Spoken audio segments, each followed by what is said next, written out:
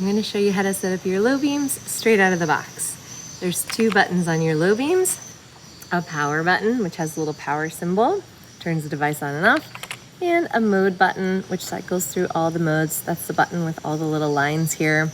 So power button on. When I turn it off, there's some battery indicator lights on the side.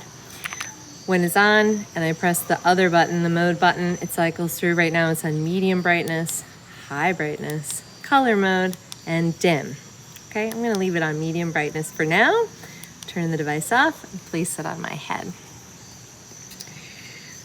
Your LoBeams straight out of the box will work best if you place it low on your forehead close to your eyebrows. You can adjust the straps, of course, to your comfort.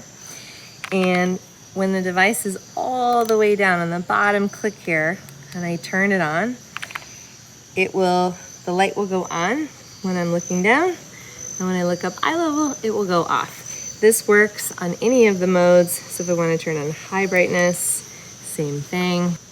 Color, right? Same thing. You get the picture.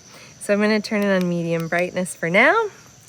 If the device is pressed all the way up against my forehead, it's just a regular, wonderful headlamp for me to look around with, right?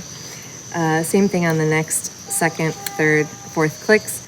Only at the bottom click is our what we call social mode, and that's what makes LoBeams special. So you've made it through the first part of this video. If you want some advanced features, I'll show you how to customize your LoBeams just for you.